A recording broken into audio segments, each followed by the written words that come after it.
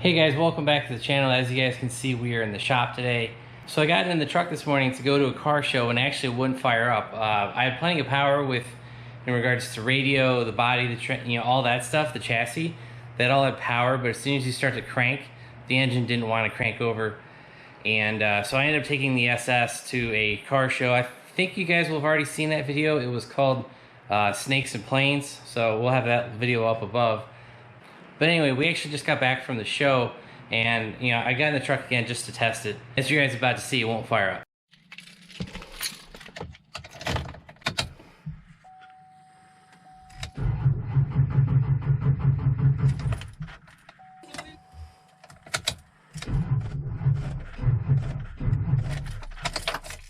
So as you guys just saw, it wouldn't crank over. I tried it several times. This morning. It simply won't crank. The battery, there's no battery light or anything like that came on, so I hope it's battery.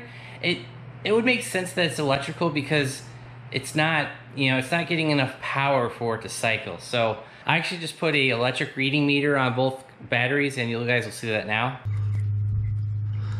All right, guys, so this is the passenger side battery. You can see it's about 11.9, 12 volts. So that battery should be good. I mean, it's not exactly within spec, but with the truck not starting, it should be okay.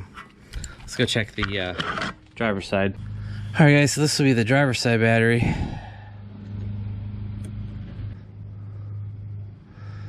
All right, guys, so we're seeing actually 11.9 volts on the driver's side battery too.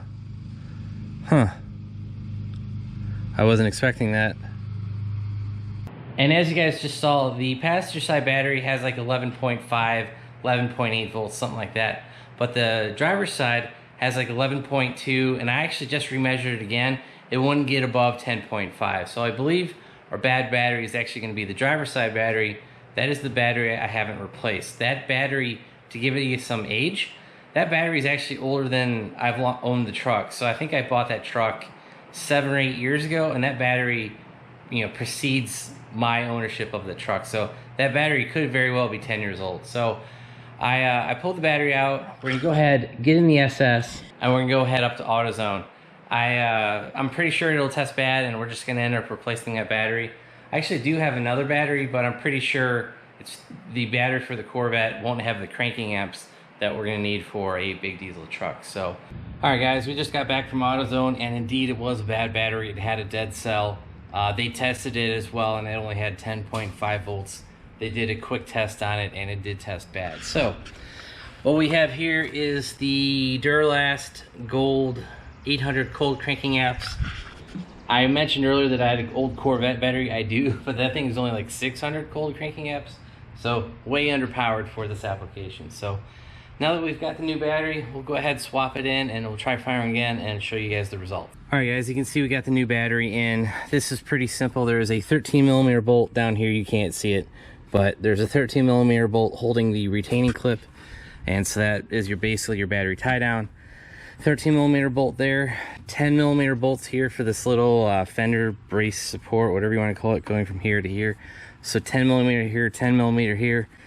And then your battery terminals are both 8mm for positive and negative. So you're gonna need 8mm, 13mm, 10mm, and these are the only tools that you're gonna need to swap out a battery. Okay, so we've gone ahead and swapped out the battery. Let's go ahead and try firing it up. There you go, fired right up. No check engine lights, no battery lights, and we've got over 14 volts. I don't know, 14 and a 1 mark, so we're pretty good there. And there you go, guys. We have just fixed the truck, but just by simply swapping the battery. And guys, to give you a little bit of insight, I suspected it was the battery all along. I had cranking issues like a week ago, 2 weeks ago, and then I've kind of been driving the truck every day, so I didn't have a problem. Then yesterday I made 4 stops, and it had no issue here. But this morning, like I said, fired it up, tried to fire it up, wouldn't crank. You guys saw what it was doing. And I'll just say this, I'm glad it died in my driveway when we're home. And that way I didn't have to call anyone, get a tow truck or anything like that for a simple battery. And so yeah, that's actually be the end of the video. Pretty simple, swapping out the battery, testing it, and you should be good to go. the battery was just about $200 from AutoZone. I kind of thought it was going to be like that. They did sell an AGM for a little bit more, but the Duralast Gold was like $190 something with tax.